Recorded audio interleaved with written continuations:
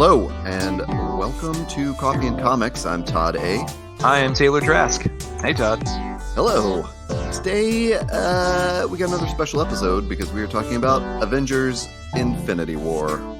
Yes, it has come out. It's out. It's here after all this time. I know, it's seriously like Thursday was sort of walking around, my apartment going, I can't believe I get to go see this tonight. This is going to be so cool. So, but as we always do on Coffee and Comics, we talk about the coffee we're drinking. And I have already spoiled Taylor on this.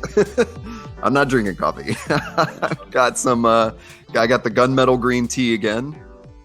Mostly out of pure laziness and forgetfulness. I did not make coffee in order to refrigerate it and have iced coffee this morning, and I did not get up early enough to go get any coffee. What about you, Taylor? Well, I am drinking coffee for the first time now. This is kind of the last of some dark roast beans. I actually don't know where the beans came from. I'm sure I referenced them on a previous episode, but I'm actually down again to like kind of the last dregs of stuff. So I found these, made a good French press for Rachel and I am still on that. Threw a little bit of a heavy whipping cream in too. If you have any need for cream and sugar or milk, like I used to be one of those guys who put skim milk in my coffee all the time. Like every time I went to Starbucks, it was like a Pike's Place, 3/4 full, and then the rest was skim milk. I realize now that was a terrible idea. Like the best cream is heavy whipping cream, especially for dark coffee. It gives you enough fat content. It balances out the taste. It actually makes pour coffee taste really good too. So if you are interested in trying something new, go down to the store, grab some heavy whipping cream. It's like $1 or $2 a piece, and they last a while, and just pop that in. Nice. Probably not as good in my tea though. No, probably not. No. Actually, one of the interesting things about this is I had a gunpowder tea before that I really liked that was super strong, and it was like so strong that, well, it wasn't even the one I'd had on our episode, where I would have to put some milk in it and maybe a little like honey or something. But this one is just really smooth. Like I'm not doing anything to it, which like almost makes me suspicious of like, am I getting all the caffeine I really deserve? Mm-hmm. Anyway, so I just noticed in our show notes, you have notes in the coffee section that I think are about the movie. So oh, shoot. Do I really? Down, and I was like, oh, that's funny.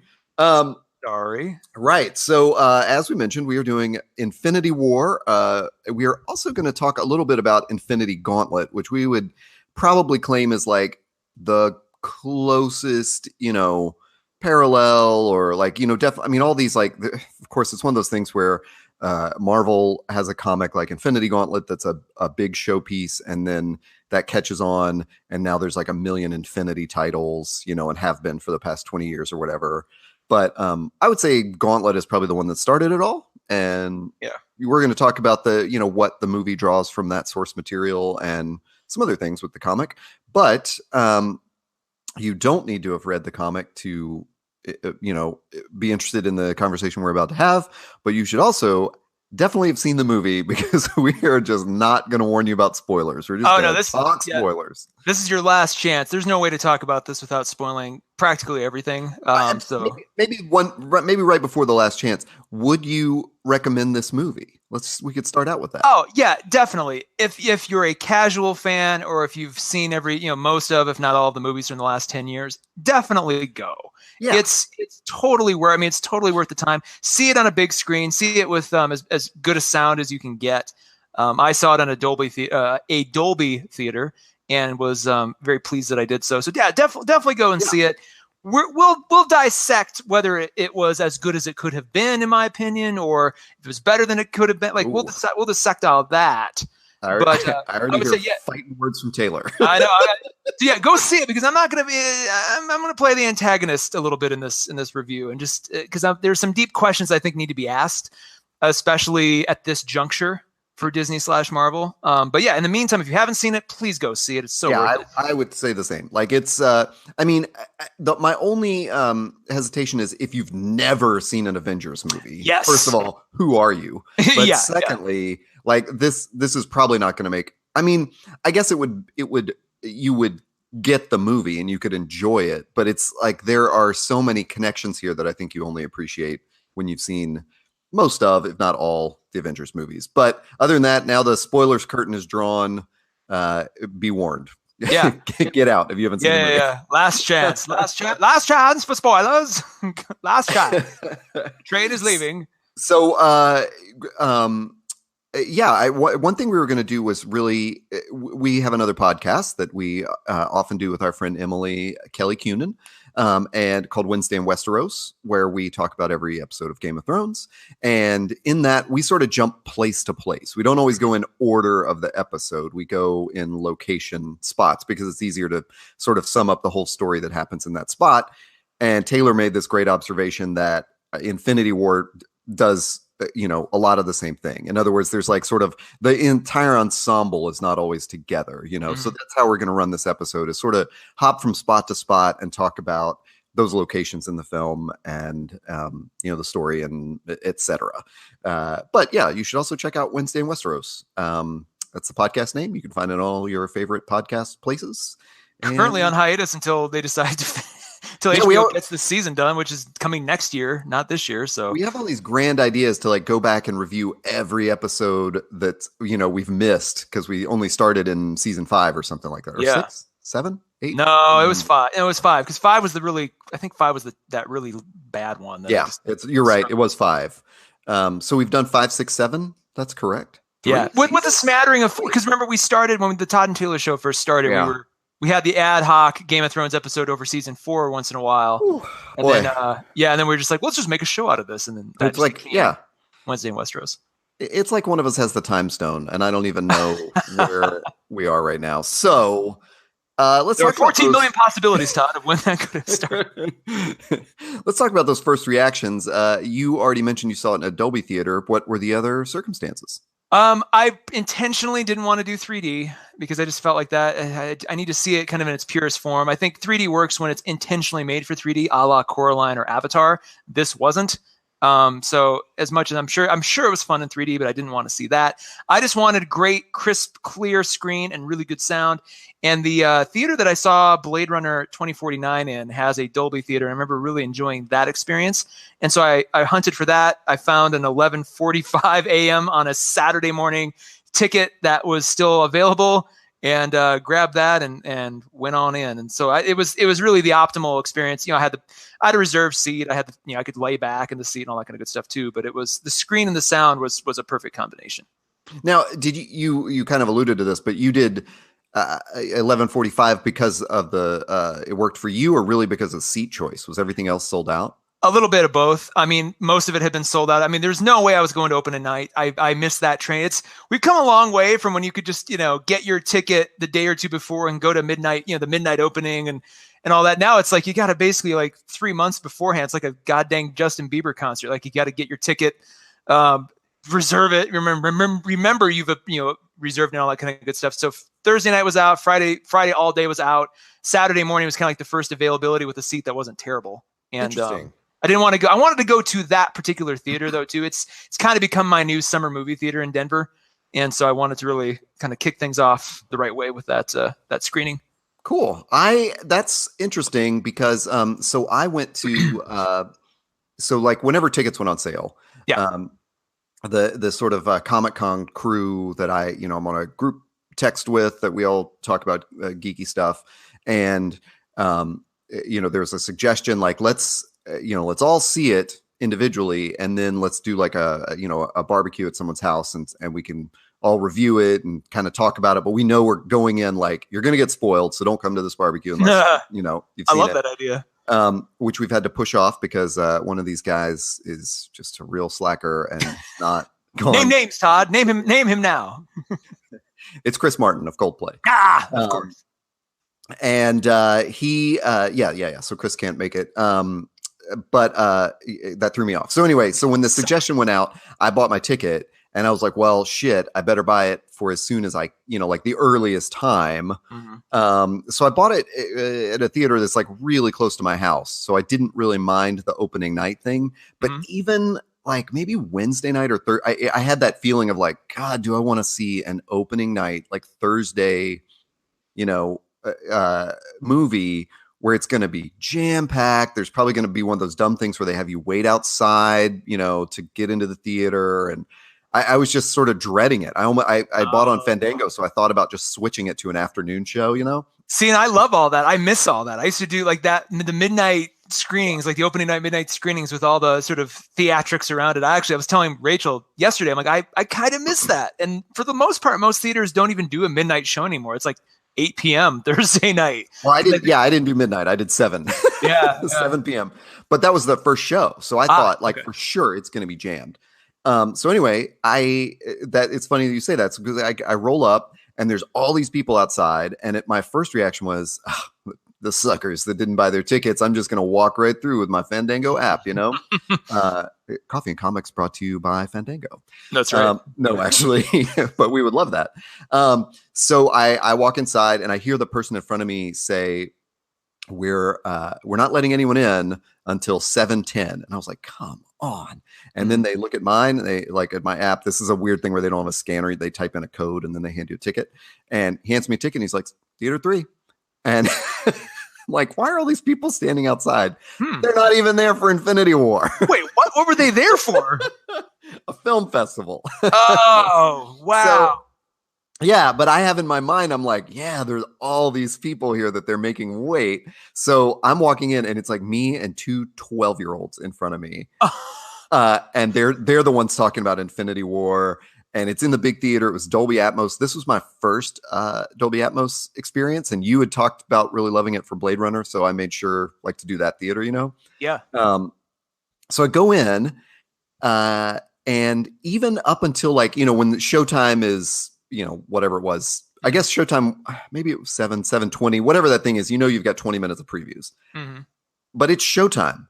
The entire row in front of me was empty. Wow. And I was in row G. So I wasn't there's no way I chose G, which is not too far back, but I didn't choose it. I would have gone closer even, I know I chose that seat because it had been sold out except for this one single seat. Yeah. The 3 or 4 seats next to me never showed up. Wow. I know. I couldn't believe it. Maybe it was like a convent of nuns or something who were going out for like a field trip, and they're like, oh, this is not what you should be watching, and they just didn't show up or something. Until that row in front of me showed up right before the movie started. That's what I thought. I was like, oh yeah, some school or some group has bought an entire row. Yeah. Or like a company, Yeah. But some of them showed up or people moved into it. I don't know. Anyway, that being said, everyone else was excited to the point of being kind of rowdy. And I was sort of in that feeling of hey, everybody shut up. Okay. See, you and I are very different. I go to opening night movies wanting all of that. I want people to be shouting out at the screen and clapping and give me the whole thing. For me, that's the whole point of opening night for a big summer movie. It's true. Yeah, I was out of my element. I fully acknowledge that. That's not. Now I don't want to go see Tinker Tailor Soldier Spy and have that happen. That's not the appropriate response for that. But for something like this, Taylor, you go, Tinker. Come on, Gary Oldman. Yeah. Oh God, that would just be terrible. So was your theater kind of rowdy? Were they clapping and laughing and shouting and stuff? No, I was sort of disappointed in that respect because I was wanting that, and it was a mixed age. I mean, there was everything from 5 to 75, which was a little interesting to see, an older couple in there. I'm like, you guys know what this is, right? You knew what you were signing up for. Maybe they did. I don't know, but it was pretty much subdued. It's packed, jam packed. And that was good. And you could feel some energy, but it was very just regular run of the mill weekend moviegoers.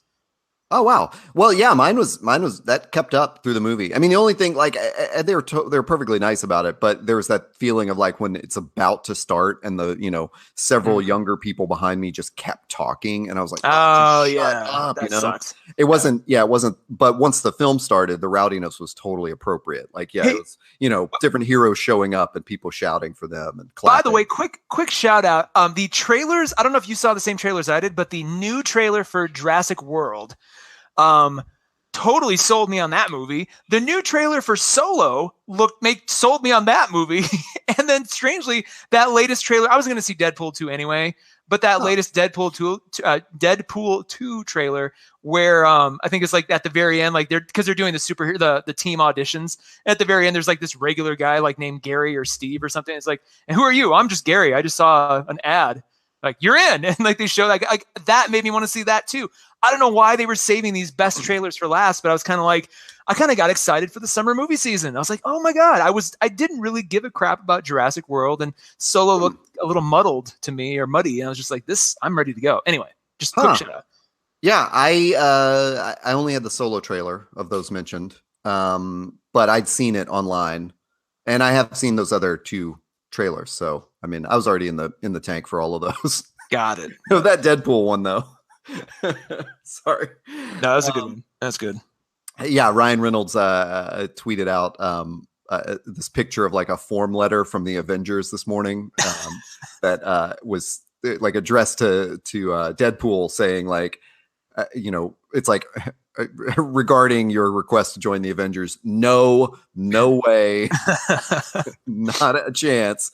Go ask Professor X. Yeah, I love that. Anyway. Where do you want to jump into this? Like, I mean, we've already kind of hinted at, would you recommend seeing it? And you hinted that you might have some criticisms of it, but I would say I was just blown away through the whole thing, mostly just in awe of the feat that Marvel has pulled off. And, yeah, I mean, I enjoyed every minute of it in a unprecedented, totally cannot stress how unprecedented this is event. I did not get up to pee during this movie. So when I saw the runtime, I was like, man, there's no way. I will absolutely have to get up in the middle of that movie. Yeah. Usually I don't have to. Actually, this is one of the first times in a movie I've had to get up and pee. Oh, so no. It was funny. There's 3 of us sitting, like I and the 2 guys sitting to my left. We must have all been thinking the same thing, because we all got up at exactly the same time, which is the least interesting part of the movie to go pee. And we all like ran, like we all like jogged over, because the bathroom's way the hell on the other side of the theater. Jogged over, did our thing, jogged back, and like kind of made it like, okay, we didn't miss much. Good. It was that scene where they basically regroup at Avengers headquarters and see Rhodey, like right then. We're like, okay, let's go, Yeah. everybody go. No, here's the thing. Like, if it's a little different, if you haven't seen the last 4 or 5 Marvel movies, you really need to do that first. Like, if you haven't seen Civil War, if you haven't seen Black Panther, you kind of need to, because unlike that first Avengers movie, they don't spend any time getting you up to speed with where all the characters are. No. Remember the first Avengers? It's like, hey, here's Tony. You may not know him, but they kind of give you like an intro. So if you'd never seen the first 4 or 5 movies up to that point, you could at least go in cold and catch up and enjoy it and go, oh, I see. This one doesn't do that. It just drops you right in. Like, to the point where, I mean, it would be very jarring if you haven't seen Thor Ragnarok, because it starts totally right there. It's like, so you really do have to have seen at least a couple of these, which is kind of my first. I mean, yeah, the feat. It is impressive that they could build an ecosystem to allow them to do that. Yeah. On the same token, I feel bad for those people who are just kind of wandering in cold off the streets, or like maybe they haven't seen one since Iron Man 3. Back in 2012 or 2013. Maybe if they haven't seen those, and they're just like, oh, what? Like, it would be a little jarring. Yeah. It's not like they're all on sort of independent missions, which is like a superhero trope, like you see the, one guy solving his crime, and then the other superhero solving their crime or whatever. And this was like right in the middle of things. It picked up and honestly answered a bunch of the questions we had just about the creation of Ragnarok. And I'd be interested to go back and listen to our own podcast on that, because I think at the time we were wondering how much like, Taika Waititi was able to, to like improvise that story. And I think what we came up with was, I bet they said like, he's got to end in this place, sort of thing. And that was absolutely true. Cause it just freaking starts in that place, Yeah. And it wasn't which, even like, and it wasn't even the ending before the credits of Thor. It was the teaser scene at the end of Thor Ragnarok that leads right into this. So it's not even that, oh, some of the elements from that movie you'll see here. It's like, no, you have to have watched to the very end to even see where this one begins. So just that being that bold, they've earned that right to do that. And they've trained the audience over 10 years. So that it makes sense. So that was impressive. I'll also say too, the aesthetic and the design of this movie is phenomenal. Yeah. Just the amount of like even something as basic as, when we saw the trailers and we saw those donut kind of things in the sky. And I think everybody sort of universally thought they were portals, and they ended up being just regular ships off of Thanos's mothership. And that's it. So just like little things like that. It's like, oh, that's interesting. It's not a just conventional, ship hanging out in the sky. It's like, it looks like this and here's why. And it does this. So just that kind of choice and the thought and care that went into the design. I would also say too, I was blown away by how easily they were able to maintain the aesthetic of each independent franchise, so that when you see Tony Stark, like it feels like the continuation of an Iron Man movie. When you see Doctor Strange, like the tone, the colors, the locations, the nature of the dialogue, the amount of jokes. I was going to say, like, the writing was so, like, these characters, it just felt like the writers of their individual movies wrote their lines here, because it wasn't one of those things where, you feel like, oh, it's a Batman movie that someone else is directing, and he just talks differently. Like it doesn't feel the same. This felt like, no, they're all talking like we know they talk, and they're all joking like we know they joke. And of course the actors are doing an awesome job of just being those characters and coming together with each other. It was even like when we see the Guardians of the Galaxy for the first time and it kicks into it's before you see them, you hear the 70s song. You're like, well, of course we're going to see them. Like that it felt like you had switched the channel to a Guardians of the Galaxy movie, or when they went to Wakanda, it's like, oh, we're watching Black Panther 2 now, man. And every time one of those locations opened up and we knew what we were about to get, like when the Guardians song kicked in, then my audience cheered and like clapped. It was like watching like a beloved performer on a stage, when they make an appearance at like an opera or a play or something. Like people were just like applauding, when Wakanda, before the word even came up, just when you knew they were flying into Wakanda. And same, it was just, that was so awesome. Like to get like individual, I don't know what you would call it, but just those like acknowledgments of individual characters from the audience, like, woo, it's Black Panther. Yeah. And it was, and that my theater clapped when Steve emerged from the shadows for the first time. That was when because up till that point, it was just like, oh, you'd hear a couple little like, yay. But that was when like universally everybody was like, yeah, which was interesting because I didn't realize Captain America had become that sort of cemented in Marvel lore as like, he's been around. We've had what, 10-ish, not 10 years. When did the first Avenger come out? 2010? 2011 maybe 2010, maybe. So 7 or 8 years. And granted, Chris Evans has done great, but they clapped as though like this, he's been playing the role since the 80s. It's just like, yeah. So here's the thing I want to get through before we dive into the breakdown. Like I said, I love the aesthetic. I loved, like execution wise, with the exception of some really lazy CGI at the end, which we'll get to, like I thought was just, it looked great, right? Just like the effects, just the level of movie making involved was just outstanding. And you can see too, go back and watch the very first Iron Man, which was great. It looked great, but you can see how far just the technical side of the Marvel world has come. Here's the thing that I want to kind of thread through this entire episode. And I've gone back and forth in my mind about this. As impressive as it was, and as much as you loved it, and by and large, let's be honest, most people have the same reaction you did. They love it. It just unequivocally, it was an amazing feat. Everybody's appreciative of that. But I have this sort of issue and this kind of tingling sensation in the back of my mind that this is a movie that had to exist under very strict circumstances, both creatively and financially. Like it had to be. We got the movie we got only because of everything that came before. And like, it had to feature these characters, and it had to feature this much airtime and screen time, and it had to have these elements. Like, it had been written over the last 10 years, which is fine, but it removed from me some of the serendipity and surprise that I would have otherwise expected. Right? Like, when the first Iron Man came out, we had no idea Nick Fury was going to pop up at the end and go, let me talk to you about the Avengers Initiative. That we just didn't, that was a true revelation. Like, we didn't know if Tony Stark was going to, reveal that he's Iron Man at the very end of that movie. And likewise with some of the ones that have come after, like, there was a sense of like uncertainty and like, where's this going? What's going to happen? By the time this movie kicks off, it's like, it was, in my mind, it was so predetermined.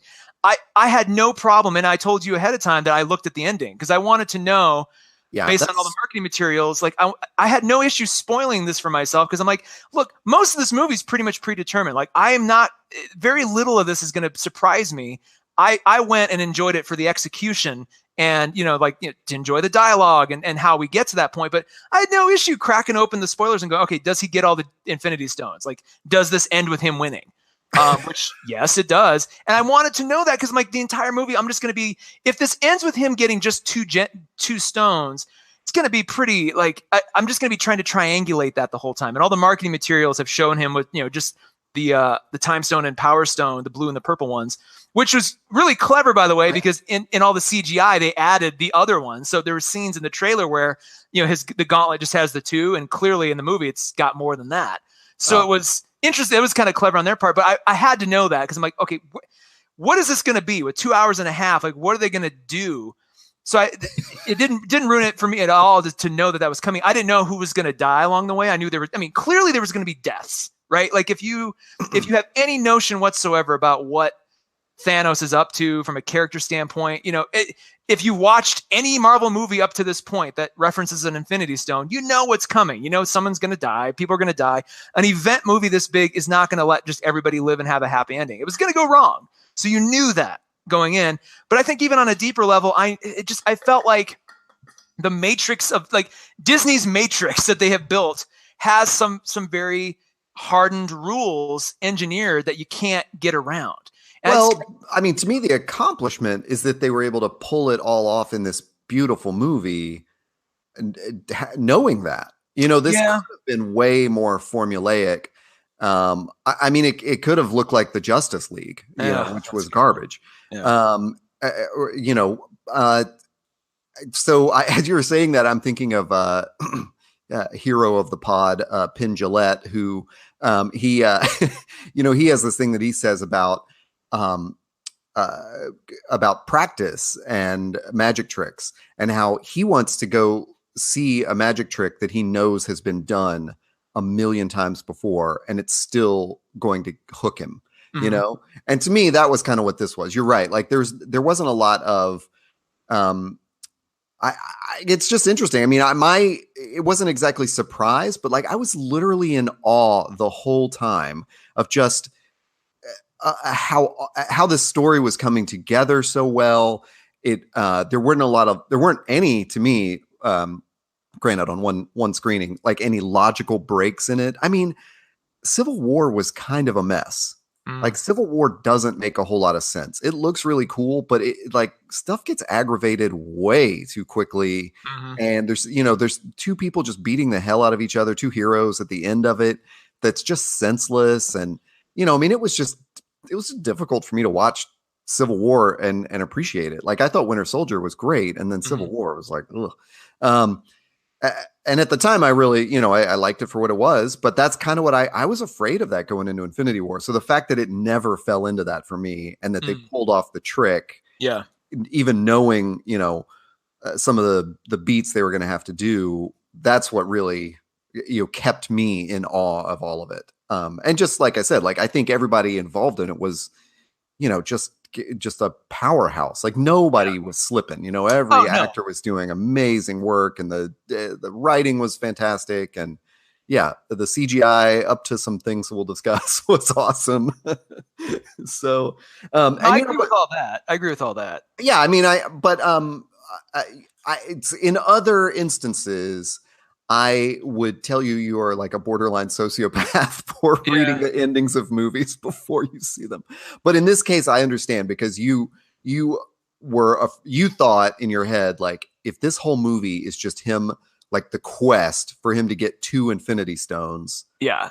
and then it's just a giant cliffhanger to the next Avengers, I'm going to be really frustrated. I Yeah. just want to know that we get somewhere and then you can enjoy the ride. Otherwise, I'm doing the thing I did with Lost, which is constantly in my head writing the script as I'm watching, going, okay, they have to do this, this, and this to get to this point. Like that's a massive distraction for me. Like for me to slip into and just enjoy the story, I have to know that we're heading somewhere productive.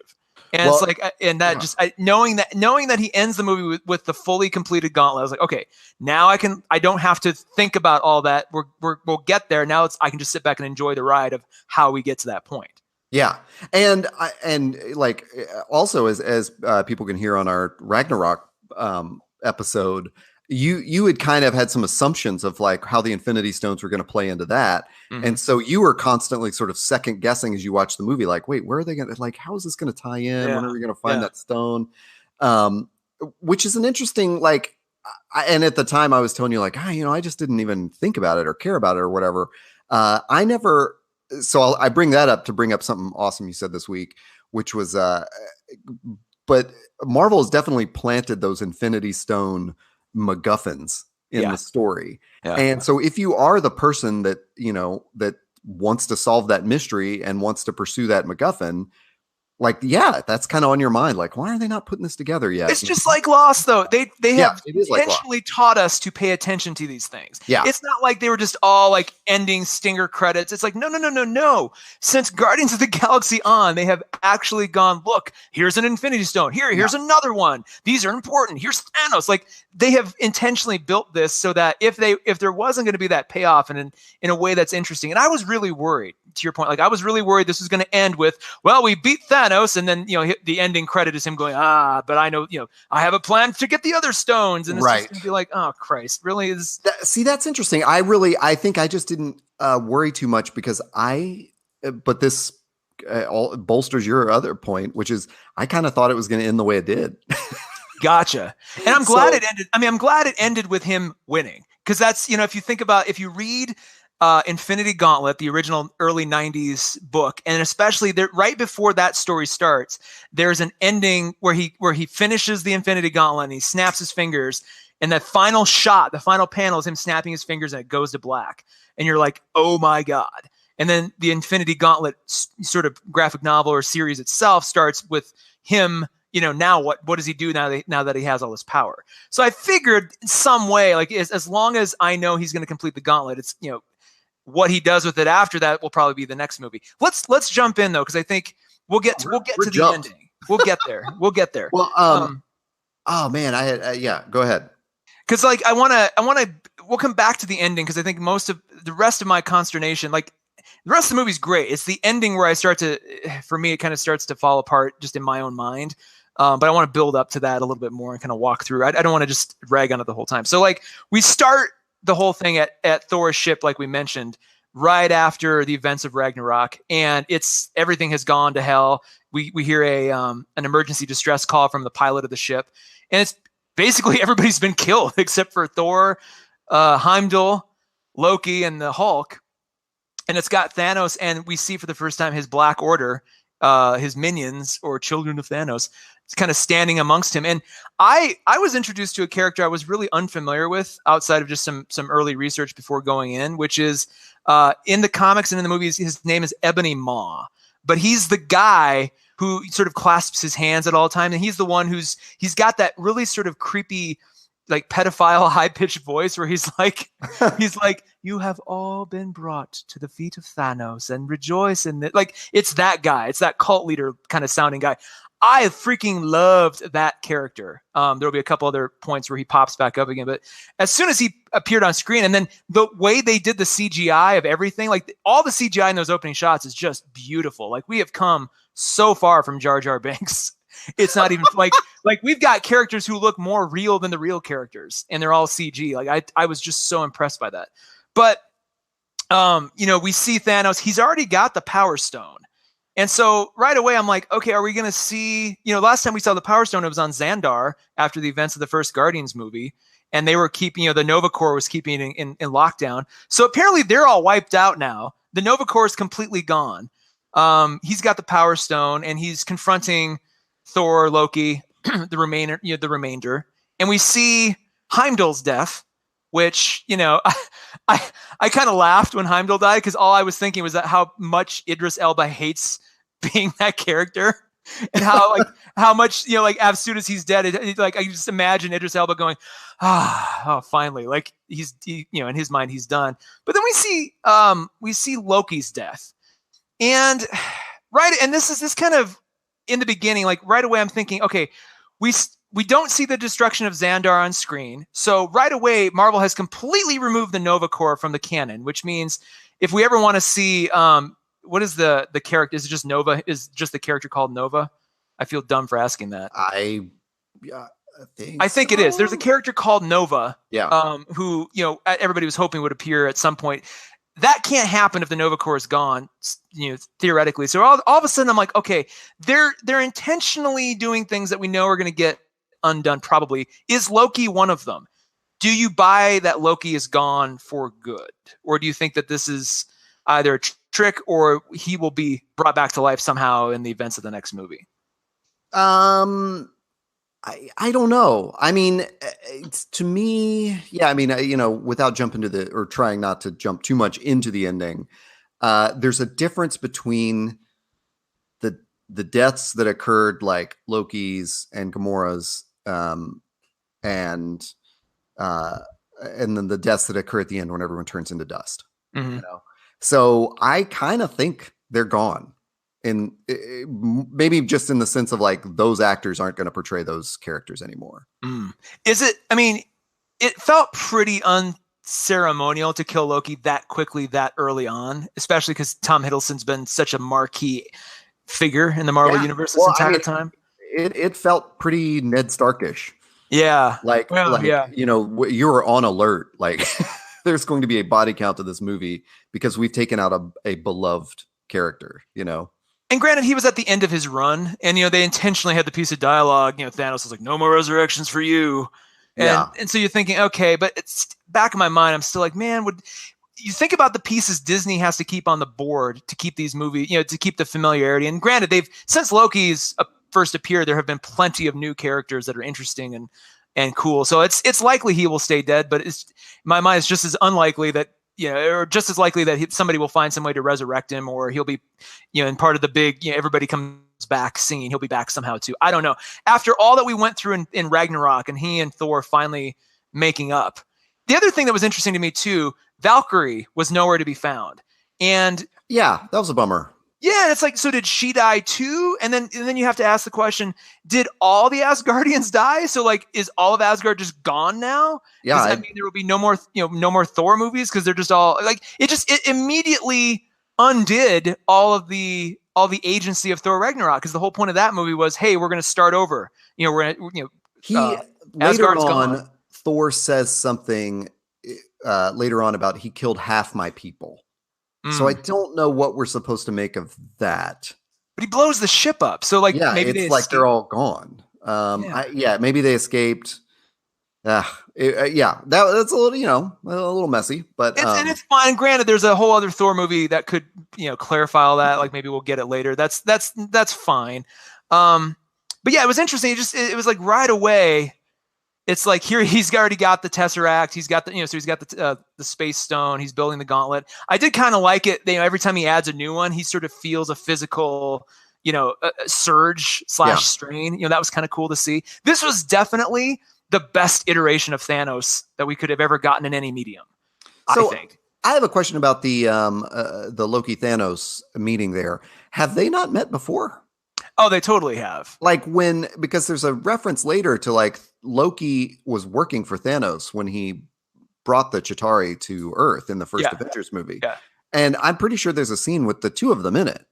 There's a scene where there's a scene where he's at the throne. Thanos hasn't spun the throne around, but he goes to where that floating chair is overlooking you. Like he goes there, pledge his loyalty to Thanos. Like that move was a little weird. It was almost. I like, looked at that as more like he was like basically re-proselytizing. Like, I give myself to you again.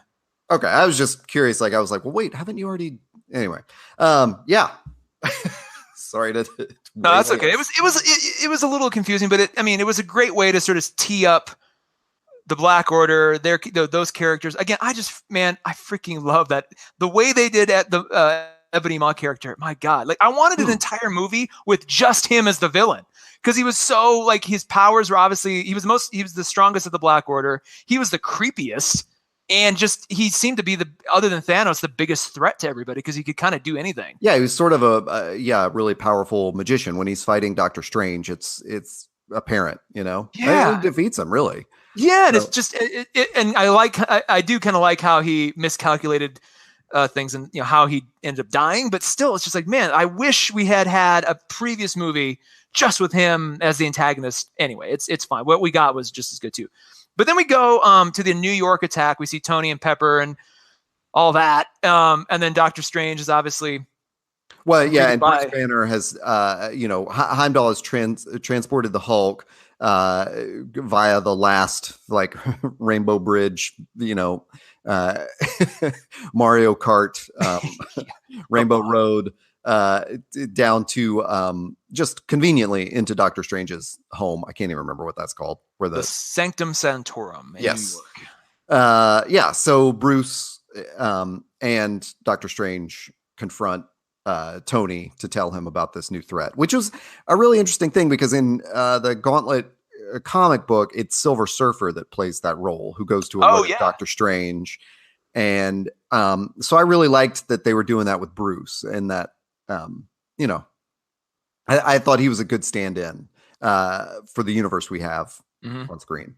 Mm-hmm. Totally. And it was cool to see, Bruce Bruce sees Tony for the first time since Age of Ultron. So there's a lot to catch up on there too.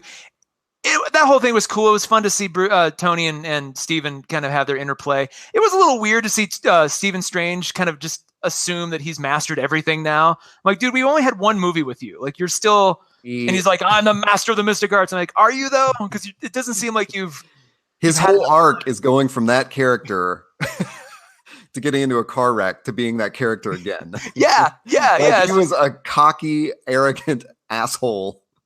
And then he went through this very humbling experience, and he's like, finally, I can be my old cocky, arrogant self again. Yeah, it just seemed a little bit rushed, but whatever. I'll let that slide. So that was cool. And then we see the first attack on New York. We see Spider-Man make an appearance. I thought that was all really well done. And then we see all those guys. We see Iron Man, Spider-Man, Stephen Strange is captured.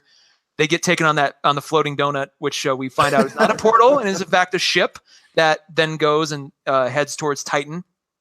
And both, I kind of like the overlap of Iron Man, Pepper telling Iron Man, like, don't stay on that ship. Iron Man telling, Spider-Man, like, don't stay on this ship. Neither of them listen to the other. Yeah. There they are. It's great to see Peter Parker is really kind of truly Tony's protege. And it's cool to see that happen after Tony's dreaming about having a kid with Pepper.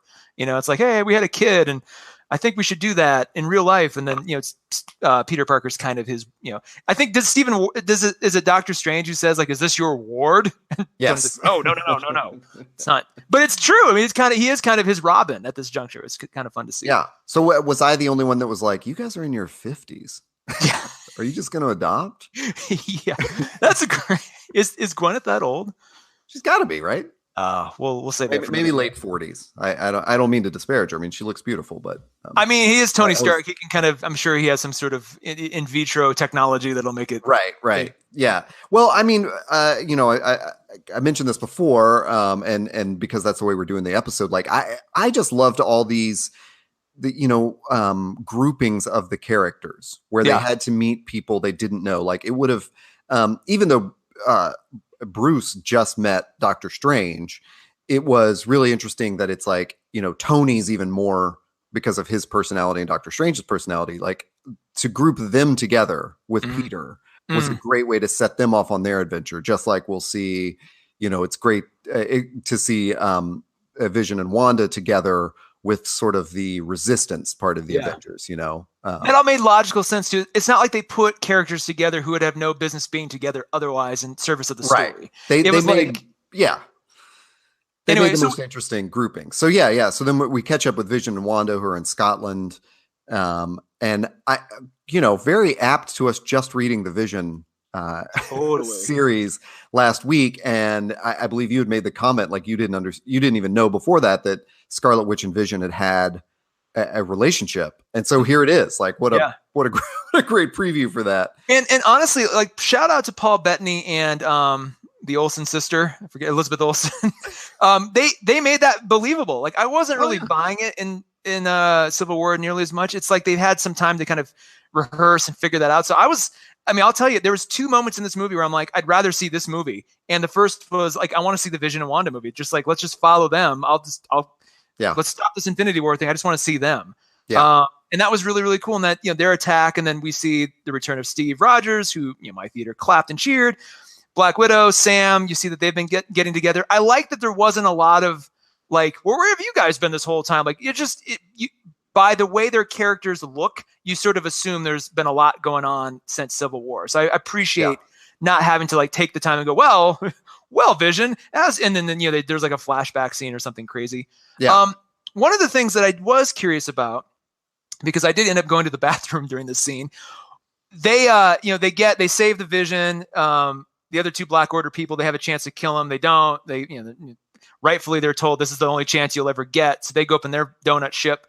And then Vision, Wanda, the Resistance guys, they all go to the Avengers compound. They meet up with Rhodey, and then kind of a senseless cameo by William Hurt, which it's fine, but it's just like, do we need to see William Hurt saying the same things again? No, it was only important to see that Rhodey valued his. So to me, one of the big themes of the movie is the personal relationships between this cast, and that's where I think there's this huge success for Marvel in doing this. Like, even if we, could have predicted some of this, like we knew.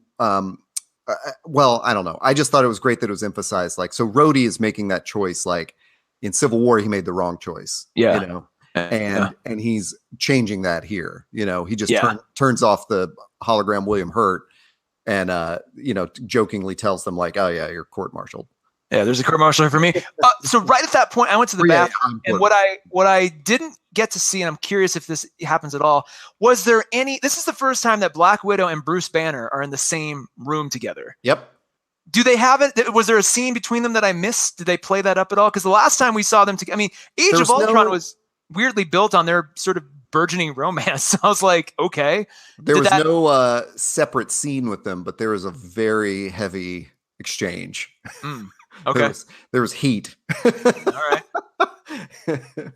They greeted each other in a very subtext heavy. Okay. So they acknowledge it. I just, in my mind, did they just sweep all that under the rug? Because no. And I think that honestly, that scene was the one where I think I started going, holy moly, like Marvel has done something amazing here. Because that was when I'm going like, oh, there's like 6 Avengers in this scene, and that's not even all the Avengers we've seen yet. Like, this is crazy. And especially to keep up all those relationships, which I thought, can't think of any specific examples that jump to mind right now, but there's definitely movies where we don't see that, where they're in such a rush to get to the action or something. Mm-hmm. This felt like the action flowed perfectly, and there were great moments to show the connection of the characters. So it requires a great deal of discipline to balance all this in a way. And because they clearly have to say no to a lot of fun, interesting stuff. So I just, at 2.5 hours, like this could have easily been 3, Lord of the Rings style, and they probably could have packed a little more in. I'm glad I bet there's a 3-hour cut somewhere. Yeah, but who knows? It may have dragged it down. The one thing I didn't get that I think was crucial to this movie was a Thanos origin story. Like I would have loved to have seen kind of a montage. And strangely enough, I actually I'll reference a movie I saw recently that I told you was terrible, but the opening 10 minutes of Valerian and the City of a Thousand Planets has this amazing. Wait, hold on. I don't think we've talked about this. Well, it's the movie because it is terrible. I've seen it recently. Oh, it's garbage. But the first 10 minutes is amazing. And what happens in the first 10 minutes, spoilers, is they show you the history of the United States space program and like the erection of the first international space station. And then it shows you every 2 years, every 2 to 10 years, how that grows, as more people, dock with that station, and then that station gets bigger and more countries come on board. And it's this really cool montage of growth. It would have been really cool to see that with Thanos. Like, how did he get this in his head?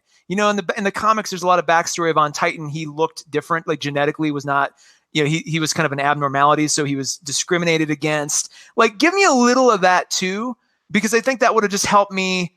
It would have given me more context and layers for his character. And they did a good job with that anyway, but I wanted to see a little more of that, because that, for the ending to work better, I needed to know he's went through some stuff as a kid. Anyway, that aside. Yeah, that's an interesting point. I mean, gosh, there's so much we could talk about in this movie, because I could really dig into that, because I just generally don't like Marvel's. I don't like any comic book crap where there's gods, and I actually thought I liked that this one went to Titan, and he sort of told the story of the overpopulation on Titan. Yeah. And, that was a good alternative. Right about it. Yeah. I didn't really think there was a way to humanize him, but it at least showed a motive, even though it was like kind of late, it was sort of like, well, we already think he's an a-hole. Like, why are you trying to redeem him now? No. What if you like, you want to be patted on the back? You suddenly have peace talks with North Korea? Like, well, part of this too, we know you're an a-hole. Part of my need for that too is I have a theory about how they're going to fix this in the next movie, and I think if you show his backstory, you get to that point a little more organically. Yeah, we'll come back to that though. So, well, he also, besides Ebony Maw, he had like his army was just sort of this, nameless, faceless kind of horde. Yeah, and this actually did a better job at handling that than I would say. The first Avengers movie, definitely Justice League, for sure Suicide Squad. Like, this at least felt like there's a big baddie that we are invested in. Yes, we understand. And so we're willing to like kind of forgive the hordes of stuff, even though other movies don't do that. Who cares about? I can't even remember the name of the villain in Justice League, and I literally watched it this week. Like, I rewatched it, and Steppenwolf. Yes. 60s band. Yeah. Anyway, so where were we? Let's jump to Thor and the Guardians, because that was the other big character kind of mashup that worked really, really well. Perfect. Oh, yeah. Totally. And we see why Ragnarok adopted that tone. Or wherever they figured out, like, oh yeah, this is going to work really well. Put Thor with the Guardians. Oh, and especially like Peter Quill feeling completely emasculated by because everybody, even like Drax, is like, this isn't just a person. This is a man. Like, they're all just fawning over this guy. And Quill's just like, even that joke where he's like, he lowers his voice. Yeah. You're a dude. He is a man. He's a man, a muscular, godlike man. And there's like, I love, and then it's all of them. Like, everybody's smitten with him except for Peter Quill, who's just like, come on, like, I'm still here. Yeah, the voice thing. And for some reason, I noticed, and I think maybe this was intentional, he kind of has more of a true mustache in this movie than previously. I think he had like either a goatee or was clean shaven. So now he's got like this Burt Reynolds kind of mustache, and they're kind of playing up that angle a little bit more too. So I really like that. Everything involving that team up, and it's, later on when Thor goes off with Rocket and Groot, like, that was really fun. Yeah. Even that was a great, grouping of characters. I didn't expect to like that so much. I kind of wanted the man off between Peter Quill and Thor to keep going. Yeah. When he was immediately leaves with Rocket, I was like, oh man, I wanted more of the like competition, but that worked out great too. Like that. That was really, and I'm almost getting chills thinking about the scene. Well, we'll get to it. There's a scene that happens at the forge that was just like, oh, there were two moments. Okay, there was two moments where I wanted to watch a different movie that they set up, and there was two moments where I literally kind of teared up a little bit. And well, let's just jump to it. Yeah, it's where Thor and Rocket and Groot go to the forge of, and I'm gonna murder this name, Nidavellir. Is that Nidavellir? I think something like that. It's something. But anyway, it's the forge. And you remember in the very first Thor movie, Odin says, this hammer, which was forged in the heart of a dying star. Yeah. They set that up and you're always kind of in your mind going, I wonder what that looked like. We actually get to see it. That was kind of a cool payoff. Like, they actually show you what it looks like.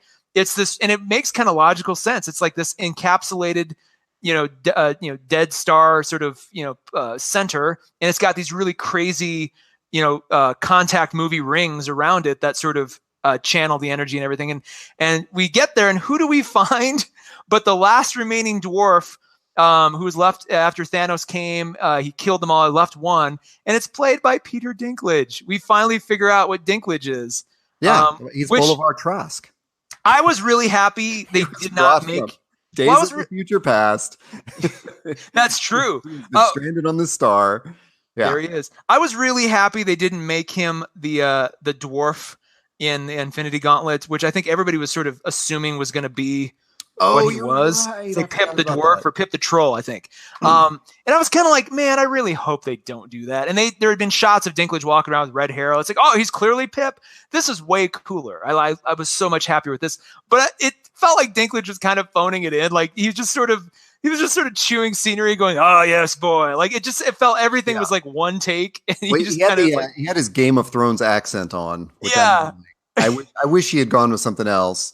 It was a little distracting. There were people in the theater who, when he started talking, started snickering. It kind of took you out of the movie a little bit. But then there was that one joke line where he has that where Thor says that thing of like something about the dying thing. Oh my God, it was where he's like, I can't die if I'm already dead or something. Oh yeah. That doesn't make any sense. There's like a beat on Peter's reaction, kind of squinting his eyes. Okay.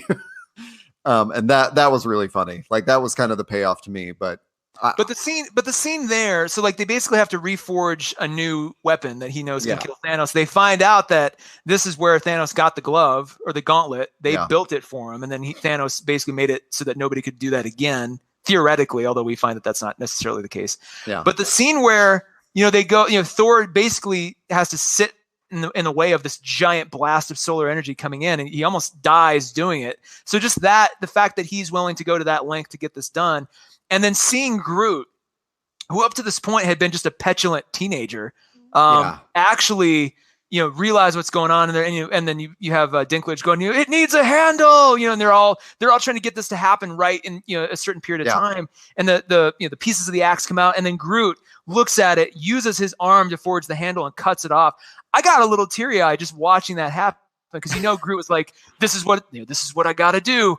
And I didn't know. I'm like, is Groot going to die again doing this? Like, what's going to happen? Like, that was a moment of pure spontaneity. That's where I was like, okay, I wish the entire movie was this, where you're like, you just don't know who's going to do what to sacrifice and if that's going to stick. Like, that was the sort of the feeling I was looking for the entire time. So it's cool to see it like encapsulated right there. And they forged this amazing new weapon called Stormbreaker.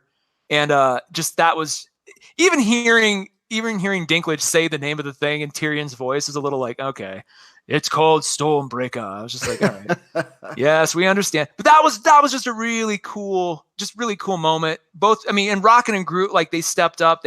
All of them contributed in a really meaningful way to that moment. So it was, when you see them pop back up again in the final battle, like it was really satisfying. The other thing with Thor and the Guardians is their visit to Nowhere, which is the former place where we saw the Collector, played by Benicio del Toro. And we see the Reality Stone the last time we saw the Reality Stone was in the Dark World, and it wasn't clear how its power worked. So it was cool to see Thanos finally use it in a way that makes sense. And were you surprised when the whole their potential assassination attempt ended up being just a fake out? I don't know if surprised is the word. I mean, I didn't really see it coming the way it did, but it made sense to me like as it was happening, you know? Yeah. Because that was, I mean, it was just cool to see. And then I didn't know too, like when he made Drax fall into a series of blocks and Mantis fall. Like I didn't know if they were going to get put back together again. So I was kind of like, oh, but then when they, and again, this is another one of those moments where you start to think. Well, that's kind of a thing. Like, so I went back and sort of reviewed Infinity Gauntlet afterwards, and when Surfer is telling Doctor Strange his story, there's a panel where he and someone else who confronts Thanos. Thanos does that to them, like makes them turn into sort of these sort of like, boneless, like jelly creatures. Their whole form sort of falls apart, and so that was like a really cool nod to that. I didn't know if they were dead. Like it happened so fast that I actually thought Drax was gone. I thought Drax was gone, and then once it happened to Mantis, I thought, oh, okay, no, something will reverse this. but so right then and there, this is one of many moments where I'm like, okay, if they had stayed dead, if that was their final result, I would have been, at that moment, I would have been like, oh my God, anything can happen. But the fact that as soon as he leaves, they are restored, it kind of is one of those many moments where I'm like, all right, they're not willing to truly throw down here. We saw Loki die. That almost felt like a sort of just like token death. But it's like right away, there's little moments like that throughout the whole thing where you're like, okay, they can just undo everything that happens whenever they want. I don't. Well, I mean, stakes are high enough here. So there's where I'll bring up your awesome quote from earlier this week, which was, it almost doesn't make sense when the MacGuffin can reverse the actions of the MacGuffin. Yeah. Yep. And we'll get to that when we hit the ending. But yeah, I mean, this is one of those places where to me, I guess, again, I would have totally accepted, like if that were just Drax's end, it would have been like, okay, that sucked. But I just sort of knew that when they used the same thing on more than one character, like, I don't think this is going to stick, Yeah. But then in going back to the comic book and refreshing my memory of that panel of that happening to the Surfer, it was like, oh, okay, this makes sense. That's okay with me. So yeah, we should probably move on to Titan from there. Well, I actually just now reordered. No, let's save Titan because I want to keep following the Thanos Gamora track a little bit longer. So when they're on Nowhere, Thanos tricks Gamora. And it was interesting. Like if that had actually been real, her assassination of Thanos would have been pretty impressive. But it's a fake out. He takes her away. Before he does, she tells Peter Quill, "Hey, you need to kill me if he's about to take me away again. You need to promise me."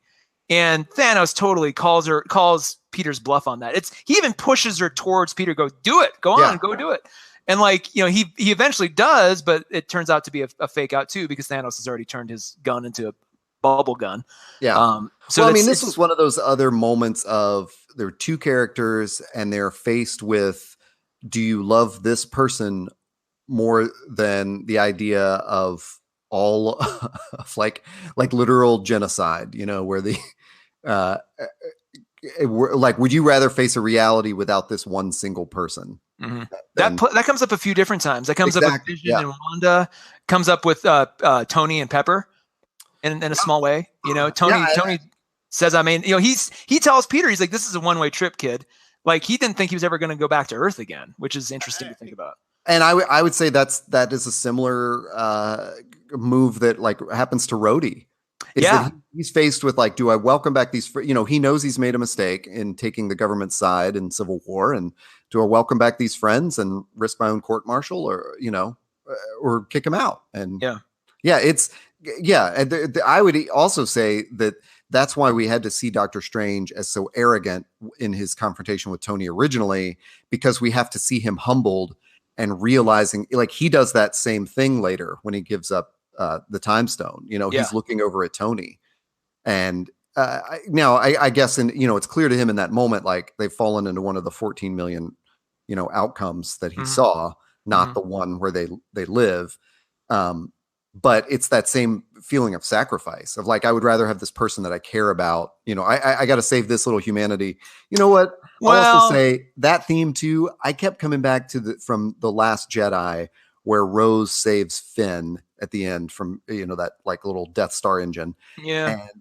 And says to him, like, you don't get it. Like, we're not gonna win unless we're fighting for the ones we love, And so I just really enjoyed this theme throughout this movie. I totally disagree about that's why Steven gave the time stone up. I don't think he had any care for Tony at that point. I mean, I think he saw the practicality of the outcomes. He'd already seen this outcome. Yeah, I think. Well, yeah, exactly. I think.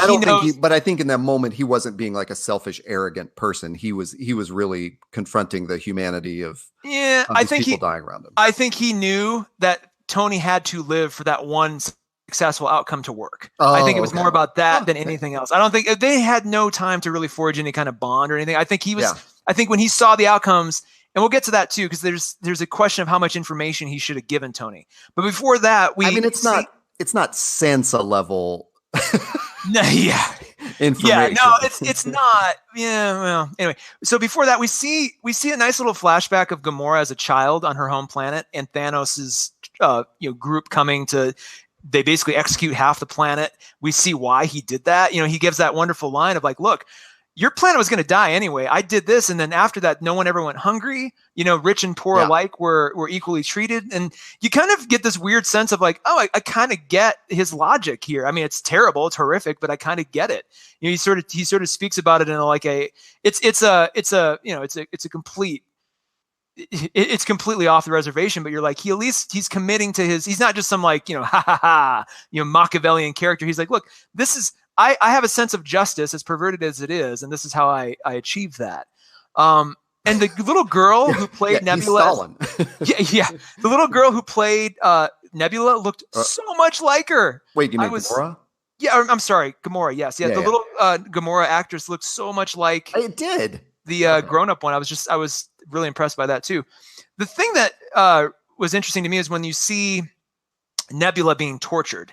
Right. Kind of that conversation. And this was a nice little throwback to Infinity Gauntlet, the book, because in that comic, one of the first things he does is bring Nebula to him. Thanos has created this kind of weird space altar throne room kind of setup, and he brings Nebula in and he tortures her.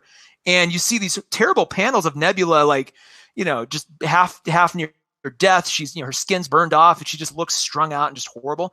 This kind of scene with Nebula being pulled apart, you realize how much more machine than man she really is. I didn't realize it was that sort of severe. And there was a callback, I think, to an earlier scene in I think the last Guardians 2, where Nebula says every time she and Gamora fought and Gamora won, Thanos would take a part of Nebula away and replace it with a robotic part. So you get to see all, basically the entire history of Nebula and Gamora right there. And then he's torturing her. She's pulled apart, and it's really horrific looking. And that was just a nice little sort of shout out to the Infinity Gauntlet book. Yeah, and then I agree. It really shows the resourcefulness of Nebula too. You kind of feel they're doing really wonderful things, kind of building her layers into her, all the things she's gone through. Spoilers, she survives this movie. So it'll be interesting to see how she brings that expertise. She's kind of the one with the inside knowledge now that's left alive. So she knows how to potentially get Thanos or where he went at the end of the movie. She'll be really important. Kieran Gillen's really been doing a lot of stuff with that. And I wonder if I assume there's still a Guardians 3 on the slate, and if Gamora's gone and it's her. There's no way Gamora's gone. I'm just going to say that outright. She's going to be brought back. There's absolutely no way. You can't you can't prove a negative, but in IMDb there is no cast listed except for Mantis and some other person. I'm sure. But there's no way that's the end of Gamora, because Peter Quill didn't get to see it. The rest of the team didn't get to mourn it. Like I mean, maybe they won't, but again, this goes back to the whole thing. Disney can't afford for her to die permanently. They need that Guardians cast to be the same for a long time so that they can sell those Guardians ticket movies. Like if you go to a Guardians movie and Gamora's just gone for some reason, they could build a whole thing around that. But it's just like that she's too important to that ensemble to just have her die here. I One don't thing buy it. interesting is what sacrifices they make in order to bring back certain characters. I think Yeah. that's where it really matters, because too often it's just sort of magically undone. Well, So, and they kill Gamora to get the Soul Stone, which this is one of those things where I was like, okay, I guess I would have liked to have seen this done differently. But this entire time, everybody's been asking, well, where's the Soul Stone? It's never been brought up. You all thought it might have been at Wakanda. It wasn't. I'm glad it wasn't in hindsight. There's and Thanos too is like, look, I've been looking for the Soul Stone this entire time. We come to find out it's at on a world called Vormir, and lo and behold, the weirdest cameo of this entire movie, the red freaking skull is alive and well, and he's sort of the curator of Vormir. He's somehow has managed to, since we last saw him in Captain America, get beamed out into the universe. He ends up here in sort of a phantom Voldemort clothing, and he's the keeper of the Soul Stone for some weird reason. Was that an interesting cameo to you? Did that take you out of the movie at all? it only took me out of it in that I could not remember his end in First Avenger. Mm. Um, but it again, like, and not even, I mean, even still having reviewed Infinity Gauntlet, I don't know who he would represent, but I felt at the time like, well, that's weird, but I guess there's a character in Gauntlet that was, sort of played a role similar to this, and he's the stand-in for it, sort of like how Bruce was going to be the stand-in for the Silver Surfer and delivering the message, Oh, you know what? He's probably is it Mephisto in Infinity Gauntlet?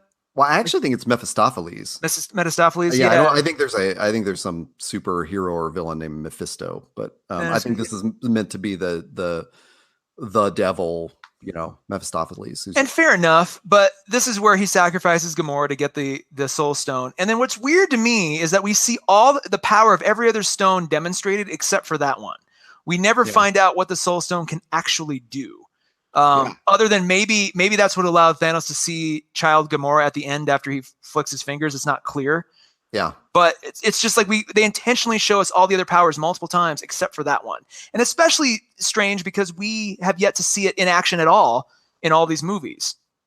Well, I mean, I totally agree with that. You're right. The only thing I would say about this scene though is, to me, it was sorry to keep hammering this one nail.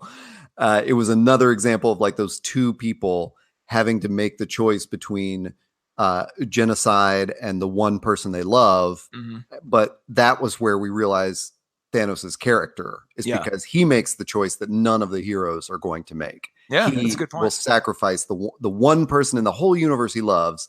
He will sacrifice like in favor of a genocide, Yeah. I like that's a good point. And maybe that's something they'll have to learn in the next movie if they want to undo all this. Maybe that's there's been no shortage of thoughts that like the people who didn't disappear at the end were the original Avengers team. Yeah. They're all intact. So there's something to be said there. The other interesting little tidbit is that the Red Skull was not Hugo Weaving. It was actually an actor named Ross Marquand, who did a really damn good job, like impersonating Hugo Weaving's character. Like that was really freaking well done. So that's interesting because I watched the credits because I could not remember Hugo Weaving's name, and when I saw Ross Marquand, like I thought this, I was like, well, that's not him. I know that's not who that. That was interesting. I wonder why Weaving wouldn't come back. Part of me too is a little bit sad because it means that the Red Skull is never going to appear, as a return character. Right. He's kind of relegated to this, priestly role essentially.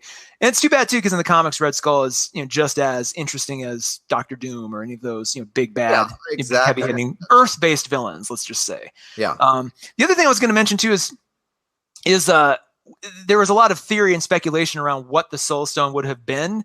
Everything from Tony Stark is the Soul Stone, which is the dumbest one in my opinion, to the planet Titan is actually the Soul Stone, which I thought was an interesting possibility where, they spent a lot of time on Titan in the trailers. And it's like, well, maybe the whole planet ends up being, built around the Soul Stone in some way, shape or form. Obviously that didn't happen. So it's curious that and let's just use that as a segue. They all get to Titan. And it didn't really make sense to me as to why they were there. That was the rendezvous point for Ebony Maw. I think all the Black Order was supposed to all rendezvous there at some point. Yeah, I don't think they. I mean, well, Tony and Peter and Doctor Strange they had no control over that. It wasn't like exactly. Yeah, it was just sort of But the ship why? was I guess piloting back there.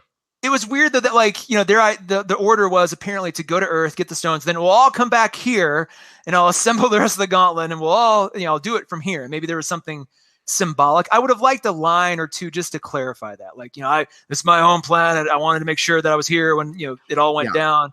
But I think it was just there to serve a dramatic purpose of like separating all the Avengers and giving Thanos that chance to explain what he did on Titan. Yeah, and that was a good scene. I like that, using the reality stone to kind of give you that flashback. They almost get the gauntlet off though, which I was surprised by. I thought, oh, that's not going to happen. And they almost do it. Were it not for Peter freaking Quill. But again, a scene of like the love he has for this one person. Yeah, and it's just like he was so much so that he wants his revenge and he will risk this genocide. I kind of wish they had gotten it off, at least temporarily. He could have gotten it back, but I'm like, at least show us that it's possible once. Right. And then maybe somebody tries to put it on. I mean, it's massive, so like nobody's going to put it on their regular human hand. But just that would have been interesting. Yeah, and maybe there's something to. I have a theory, by the way. Well, we'll get to the ending because I have a theory about how this whole thing has to end. Let's hurry up and get there. yeah. So and then the other thing.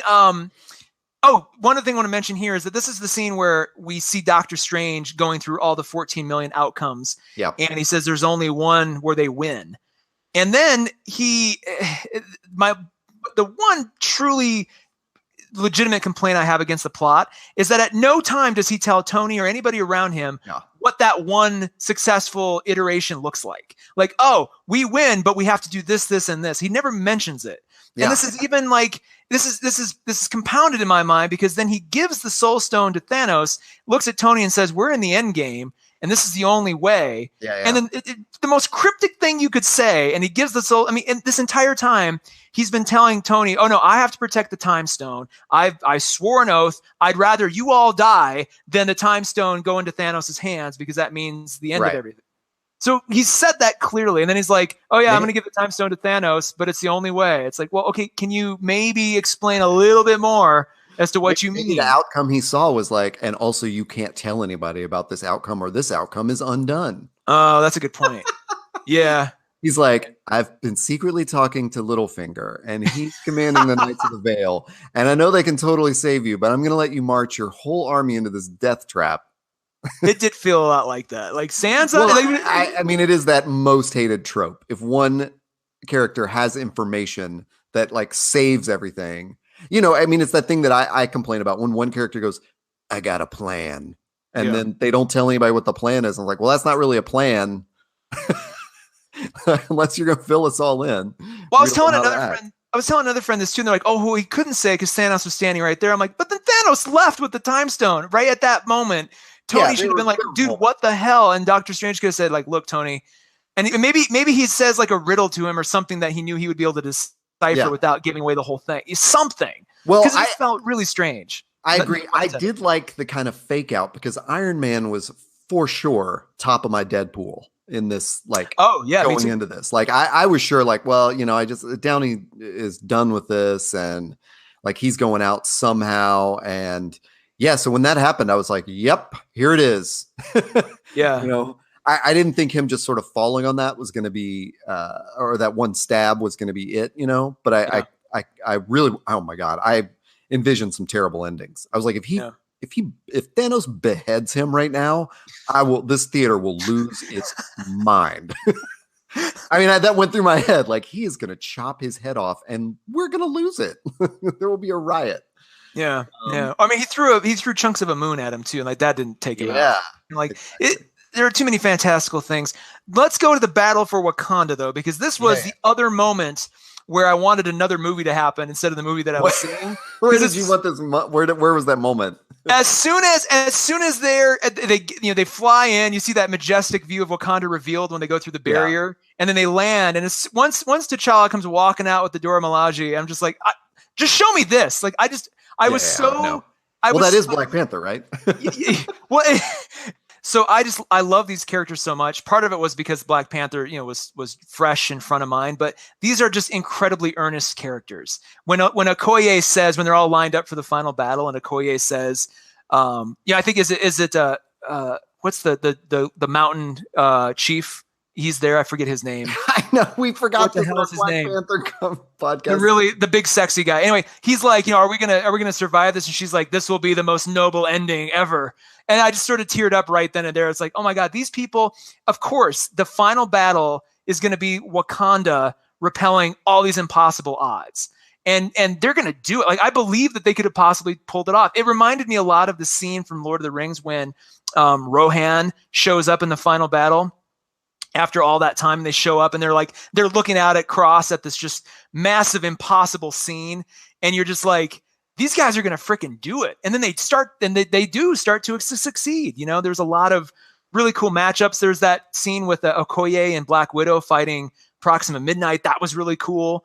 The scene where Black Panther and when the battle begins and they're like, charge, and you see T'Challa and Steve Rogers running side by side because they're first into the battle. Yeah. First in the battle, they're running. Just that was really cool to see. I started to tear up a lot. And then of course you get that giddy sort of tear up when Thor arrives and just starts wiping the floor with everybody. That was, oh man, my theater went crazy. And you get Bruce Banner going, oh, you guys are screwed now. Like, I just love that entire thing. Just all of that. It's part of it too, is because Thor is the closest thing to a live action He-Man that I'm ever going to get. And that scene kind of made me think of that. Like, oh, here's He-Man. He's come. All of that was just amazing. Really, that makes me well sad. Done. Well, there's a version of He-Man out there as a movie that. Yeah, He-Man is just a toy Thor. No. We'll come back. We'll have a podcast about that. But no, the whole thing was really. I love that entire last thing. And I just wanted an entire Black Panther 2 right then and there. I'm like, just make this a Black Panther 2 right now. We'll be good. But they ratcheted up the tension really, really well. Once Wanda joins the fight, you realize that was part of their plans to get her out of there so they could get Vision. Yep. And this all leads us up to the kind of the final moments, which is Wanda has to your point, make a sacrifice, the final sacrifice, which is either kill the man I love and save everybody, or not. And you realize that she does make that choice, but just like Peter Quill, she's too late. Thanos already has the means to undo her choice. I really liked it. It was sort of visually arresting to see Vision explode the first time and then be reassembled only to be turned into essentially a husk and just cast aside. Even worse, like a worse ending. It was, and then you and I have just read that Vision book, and so that was all playing in my head too. And I'm glad it did, because I wanted this movie going. I have this extra context about the Vision now that I think made that scene all the more sort of that to me was the most emotionally kind of driven death, because you had these two characters who made you believe that they actually love each other for real, and it just played out really, really well. But again, it was so easy to go, well, Thanos, we've seen the time stone. Clearly it's obvious what's going to happen here. And sure enough, he pulls out the time stone, undoes it all, grabs Vision's mind thing. It's funny. I didn't think it was going to, I didn't think it was going to be redone that quickly. Like once when Thanos approached and sort of flexed the glove or whatever, I was like, oh shit. But in the moment, like where Vision exploded, because this is a funny thing, how it stuck in your mind was sort of the MacGuffin of like, how's he going to get all 6 stones? Stuck in my mind was this line really early on where they said, if he has even 4 of the stones, he can start wiping out civilizations, Mm-hmm. And I thought, oh, so that's going to be what this movie is about, is he's almost going to get all 6. Mm-hmm. That's kind of where I thought it was going to end. I thought he's going to have 5 of them, but he's going to show him what he can do with just 5. I see. So I really, in that moment where she got it out, I was like, finally, one win in this movie. Like, of all this destruction, they get one little win. And then when he undid it, it was like, oh shit, I'm so stupid. Yeah. So. And just the scene of like everybody stepping in to try to like fight him off. Yeah. And then Thor comes flying in like a badass, gets a amazing blow, and then Thanos of course goes, you should have went for the head, which is like such a classic trope. It's like, how many movies have we seen where that's been the case? And I love that he said that and didn't dink around and immediately flicked his fingers. I was so quick. I didn't even like the significance of that. It didn't hit me in the click of his fingers, like even looking for that. Yeah, that was startling. And then, so the one other thing that was confusing about that shot, to get a little technical, was then the glove was damaged afterwards. The glove is damaged, but he still used it to escape. So some people have been mistakenly saying, "Oh, the glove's unusable." I'm like, clearly not. That's how he got out of there. Just made by Boulevard Trask out on the Space Star. The Boulevard Trask glove. The glove has nothing to do with like whether the stones work or not. Well, that too, right? Yeah, I think the gauntlet was built so that he could use all the Infinity Stones at once without dying. I think that was sort of the way they positioned that. But he used it to get out of there. He used the Space Stone to leave. So either the entire glove still works, it just looks bad, or you can still independently use each Infinity Stone, as they are. So he's got all of them still. He leaves. I will mention this is a scene where a lot of the CGI kind of falls apart. There's a shot at the end where I hope it's the one I'm thinking of.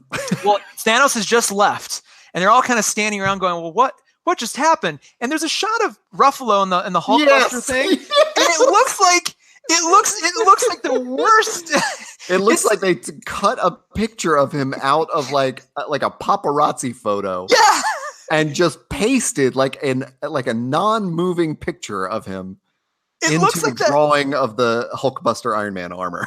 It looks like that shot. There's an episode of The Office where Michael's trying to take a staff photo and they keep getting it wrong because they don't want to do it, and he eventually just photoshops all the staff and he takes like faces from different size faces. It looks like that. And part of me went, "Did nobody catch this?" And the other part of me went, "Oh no, what happened was because all the other CGI we saw was so good, they just ran out of time." Because these things are deadline driven, and my guess is if they had another week, with the original release date was next week, and I'm wondering if they had another week, could they have tightened that up a little bit? Because what people don't realize is that they are working on the effects for this thing like up until a week before. It was so weird to me that the armor looked 3-dimensional. Yeah, like he did. Yeah. Yeah, he was so. I kind of wondered, like, well, I wonder if the choice was made to not to have the helmet on or something. Oh, maybe. Yeah, but didn't it get blown off or something? I don't even remember. Yeah, he got ripped off by the Hulk, kind of the monster of the Black Order. I forget his name, but the big guy, big brawly guy. But yeah, it's just, but there's some other CGI too when Thor's kind of wiping the floor. It just looks really sort of like not done yet, and so I'm just like, okay, well, all right. And it's easy to forgive, but it really makes me wonder if they just ran out of time, and if Marvel's pushing up the date just made that an impossibility to get completely right. So, and when it's on a big, huge screen like that, you notice it. When it's on a phone or a smaller TV, you probably don't notice it as much.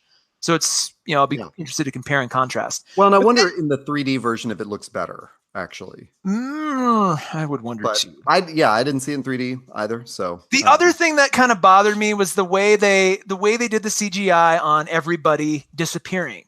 So as soon as he clicks his fingers, he escapes. They're like, where'd he go? What's about to happen? Everybody kind of stands around confused. And then Bucky's the first one to turn into ash and blow away. And some of them looked really, really good. Like the Spider-Man one was really, really good. Yeah.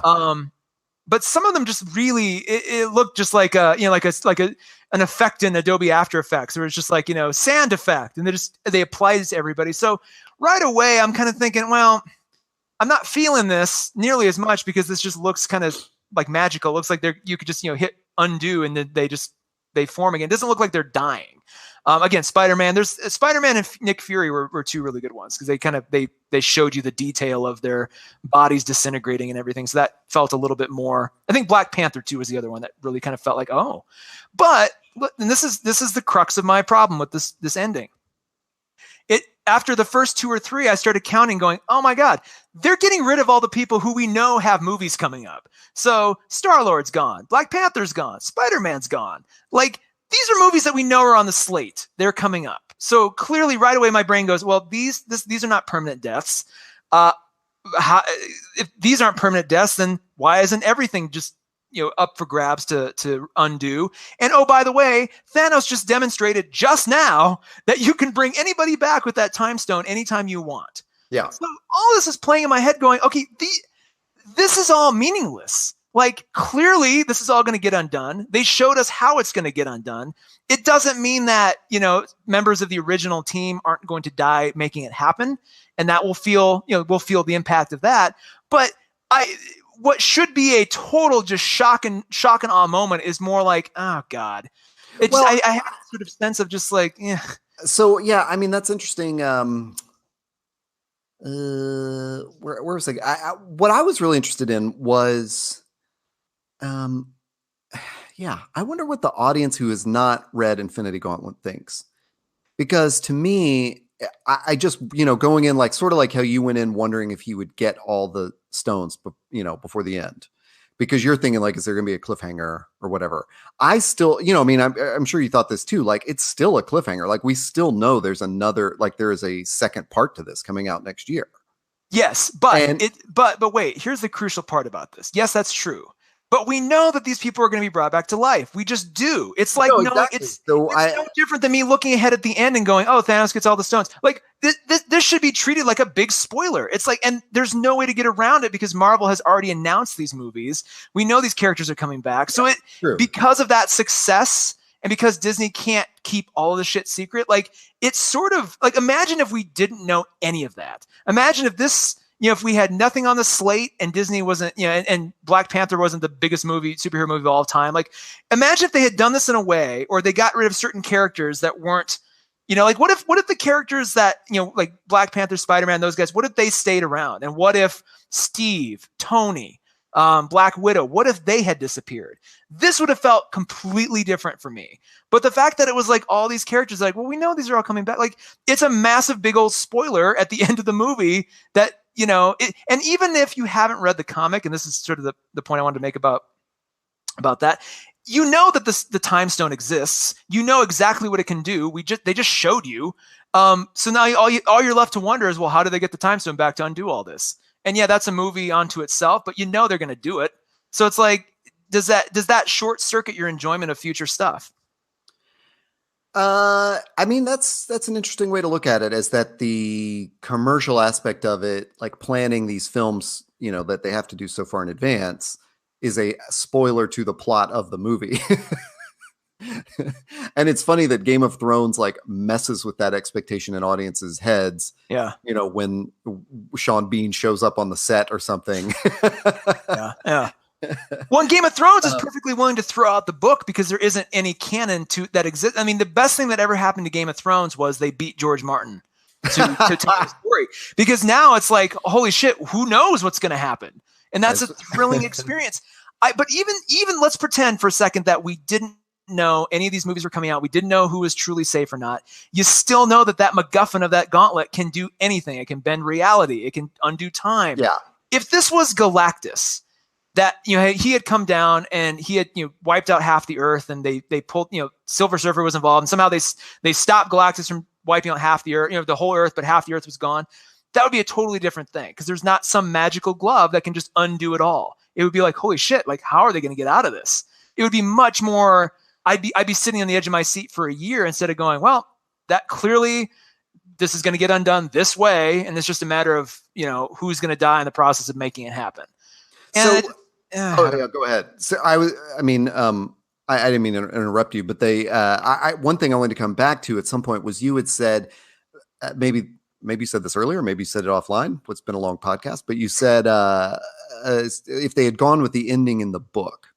And what did you mean by that? Okay, so, and somebody else had mentioned this. This is not an original idea, but if they had somehow you couldn't do it with the beats that were there, but if they had sort of reworked the ending a little bit so that the final the finger snap was more sort of led up to and didn't just happen immediately. I imagine, if you will, like, he assembles the gauntlet, and then there's like, maybe he leaves right away. Maybe he goes back to Titan and he's standing there, and they're all like, well, where did he go? What's going to happen? And it shows him on Titan, and he's basking in the sort of the glory of finally having succeeded, and he snaps his fingers, and it just goes to black. And the very next thing you see is directed by Anthony and Joe Russo. Like, imagine that, because then you're like, what the whole point of this was. He's going to wipe out half the universe. You see him physically do the thing. I mean, they talked about it twice. Like, he's just going to snap his fingers. You see him snap his fingers and just goes to black. That would have been truly ballsy. Because then you're left to go, well, who the hell dies and who the hell lives? Like, oh my God, I have to know. And it would have been a totally different dynamic. I don't think that the normal audience would have known what that meant. So it would have been sort of like an inside baseball, like, you know, kind of like you would have to, it would require all these people figuring that out and talking to nerds. Yes and no, because it would have that cliffhanger kind of Game of Thrones thing where you're like, oh my God, we got to wait a year to find out what that means. Like it would have found out. That might have been a really great viral campaign. Like people would have realized. Yeah. But I think they could have I mean, they clearly mentioned the fact that once he assembles the gauntlet, he can wipe out half the universe. Yeah. They mentioned a couple times that he just has to snap his fingers to do it. I think they could have threaded that a little deeper to make the regular viewer understand what was happening, and they could have played up to it a little bit more. I just think that would have been, because the not knowing is half of the suspense. And when you know, okay, these are the characters who are going to die, they're all going to be brought back to life, you know, it's somehow, some way. And even if you say, well, maybe they're all not going to be brought back, it's like, well, yeah, but why play that thought experiment now when you know it could just as easily be everybody as half as everybody? Well, and they probably could have like split the difference there and shown, you know, Bucky turn into dust and a couple of other people, like, and then maybe like panned out and just seen like, you know, half the population on Earth start turning to dust. And, you know, and then it goes to credits and you're left not knowing like which specific heroes it happened to. But yeah, you're right. I mean, you're right. It does. That is interesting that it's their commercial plans have undone this. And it's baggage, right? So like they're stuck with the baggage of being this successful. Yeah. And, you know, as just a regular passerby, you know, that there's, you know, Spider-Man's clearly, they've said before, Spider-Man's coming back. You know, it's like it's all set up for you, but they're also sort of stuck with the baggage of the comics, knowing the Infinity Gauntlet was built to do this. It's the MacGuffin, but guess what? It's the most powerful MacGuffin in the world that can undo anything. And if there was something, if it was firmly understood that like once he snapped his fingers, that all the, you know, Dragon Ball Z style, all the Infinity Gems, and, you know, like immediately like rose up in the air and like, you know, separated into different parts of the universe or something, that would have been like, oh shit, now they have to go back and find some or all of them. Like if there was a way that I knew, it would be, you know, very impossible to undo all this. But you clearly see him with the gauntlet go through his portal and he goes to his wherever his farm is. And then you're like, okay, I guess, I don't know. I really wish this movie would have been so much more like just mind blowing if that wasn't a certainty. You know, if there was some way, if there was some ending that just left a lot more suspense. And I wish they had gone down that road. But that's, again, I feel like I'm in the minority on this point. A lot of people have bristled against this thought, and I understand that, but I think there could have been an opportunity for something even more, especially with 10 years of buildup. Like they could have found another way to make this just as suspenseful.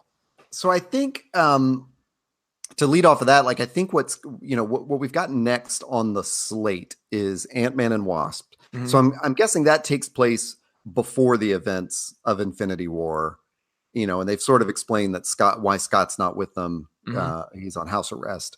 So I'm kind of assuming that's sort of outside this timeline. Then we've got Captain Marvel, who is, you know, she is the post teaser or post credits like stinger. Mm-hmm. You know, that's her symbol that appears on Nick Fury's old school pager, mm-hmm. Which was really awesome, but definitely not what I thought the post credits, you know, stinger was going to be about. Like I actually thought we might get a little bit more story. You know, Marvel's done such a good job of actually teasing their next movie, not necessarily the one in that series. Yeah. So her movie comes out in March. We know it's going to have some origin stuff because Nick Fury's been on the set in old school two-eyed Nick Fury costume, mm-hmm. like with mm-hmm. hair, mm-hmm. and she's in an older uniform. And then we get the next Avengers movie, and then Spider-Man's after that. So and Guardians of the Galaxy's after that. Yeah. So I kind of wonder, like, you know, I mean, obviously they're going to, you know, all of this will be resolved in the next Avengers movie. We just don't know exactly what that is. And I don't think, oh yeah. So we know Guardians is coming out in 2020. I guess we just don't have a date yet or something like that. Yeah. Okay. Yeah. And Black Panther 2 is coming. Like, oh, this is all coming. Like they're Yeah. negotiating with Ryan Coogler right now for Black Panther 2. So it's, and somebody has aptly pointed out, there's a reason why the original team is left standing with, Okoye and Rocket and Nebula sort of filling the gaps for the other teams. But there's probably a reason why they're left around. And my theory is this: maybe they can't reassemble the gauntlet per se. They've left that Forge is back up and running, and they could go to Dinklage and have him make a new one, human-sized one anytime they want. But we've already seen in Guardians, it's not necessarily possible for a regular person to use any of the stones, singly or, especially together. Yeah. So maybe it's such that the original team, somebody's mentioned, well, Steve Rogers is going to wear the gauntlet and he'll sacrifice himself. I think it'd be much cooler if Steve, Tony, Bruce, Thor, Black Widow, and Hawkeye. That's 6, right? Not Hawkeye. Come on. But that's the original 6, isn't it? Am I missing right. anybody? And there's 6 stones. What if they all have to like hold hands Guardian style and hold a stone to basically do it, but they know they're going to die in the process? Yeah. I would say that is a very likely outcome. Like the reason the original team is standing is because they are going to be the ones to sacrifice in order to bring back everyone that's been lost here. And that will be earned, right? So if that should come to pass, like I'll feel the opposite as I do now. It's like, oh, that's because that will feel final. That'll be like they're gone now. They can't come back. They brought everybody else, and maybe that in hindsight will make this all feel a little bit better. But I wish that's not how a movie should work. It should be like it should stand on the merits of just in this moment in time. This is where we are, and I shouldn't have all this other knowledge and fourth knowledge and baggage and knowledge of the MacGuffin. It's just like whether you're paying attention to the business of it or not, you still know that the possibility exists to undo everything that we just saw. So it's just like if we ever get to a Galactus as the big bad sort of Avengers team up, I'm curious how that's going to feel compared to this. Like 10 years if that's the next version of Avengers that we get. Wouldn't it be great if they actually developed 3-dimensional supervillains and then. Like, can we just get Ryan Coogler to write all the Marvel movies from now on? Oh, seriously. So that they actually just have like human stakes and 3-dimensional villains, and we're torn in the story rather than don't just give that to Ryan Coogler. Remember, Michael Keaton did a really great job as Vulture. Like that was the first Marvel villain where I'm like, oh my god, this, and then Ryan Coogler did it again. Yeah, but just no more cosmic entities and bullshit like that. That is so uninteresting. Like, if we get Doctor Doom, that could be interesting. Hordes of, maybe Venom's going to set the whole MCU right. Nobody wants that. I mean, I'm actually interested in this Venom movie. I think the way Hardy's doing it looks cool, but we don't need to incorporate that. It's just, we've got too much already. Well, would you, is there further reading that you would recommend people do? Yes. Okay. Absolutely. So there's obviously, we mentioned the Infinity Gauntlet book on Marvel. I think it's like $1 or $2 on Amazon. If you want the digital version, if you want the physical version, that's good too. I'm just going to say the Infinity Gauntlet book is not that great. It's got some interesting story stuff, but it's very, very early 90s. Yeah, totally agree. It's all the cosmic bullshit I've railed against. And it's just a lot of posturing and standing around and proclaiming, and you're just like, oh fuck, like it's whatever. But it's, if you want a little backstory, if you want some context, it's good. I would argue though that the better thing you should read is Thanos Wins, which is a series that just wrapped up. Yeah. And I've been keeping an eye on it. It's a Marvel series. I think there's a couple different trade paperbacks now. I think they're up to maybe volume 3. I would read that. That is a much more apt through line to the comics, because you get a lot of Thanos backstory. You get it matches the character that Josh Bolin's created a lot more closely than anything we've seen before. I love that. I love that line. There's actually there's kind of a shout out to, early on we see the Hulk fight Thanos and he's horribly humiliated and basically terrified to come back out again. There's sort of a shout out to that in Thanos Wins. That's interesting. Makes me wonder if they didn't sort of tee one off the other or vice versa. So I would definitely read that. And then there's also a good run. I mentioned it previously. Jonathan Hickman, my boy, actually invented the Black Order. And I would just search for any of the Hickman Avenger titles or Hickman titles that have Thanos in them to see where those characters sort of originated, how the movie versions compared to the comics versions, and just see more context there too. I apologize, I can't give any issue numbers or book titles. I think there's a couple different ones that you can look at. There's also an Infinity War series, and there's an Infinity Crusade, and I don't know what you should read. And I would say don't even bother with Gauntlet. Like it's not great. I mean, but that's a personal bias. Like I said, I don't care. Like this is the 90s comics trying to tell these sci-fi stories in a way that like makes myth of the Marvel universe. You know, I mean, like literally talks about it as myth, and that is the least interesting part of superheroes when you give them godlike powers and stuff. Mm-hmm. So, Mm-hmm.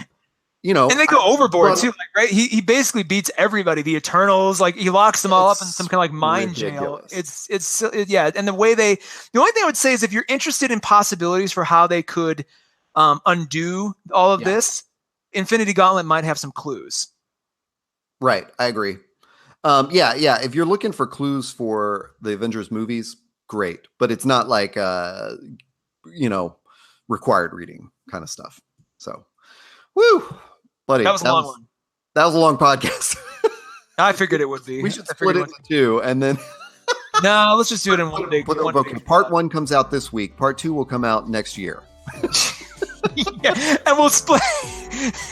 And we'll split it just at the most random part. We'll split it right where we had a bit of an audio hiccup during the Black Panther or the Wakanda discussion. We'll just stop it right there. So in the meantime, where can people find this podcast? You can find us on Apple Podcasts, Stitcher, Google Play, Pocket Casts, wherever podcasts are found. Search for Coffee and Comics. There's a couple different titles there, but we're the one with Todd and Taylor with the better artwork, to be honest with you. Coffee and Comics. I'm by Taylor Trask on Twitter and Instagram. I'm Hey Todd A on Twitter and Instagram. And until next week, we have been Todd and Taylor.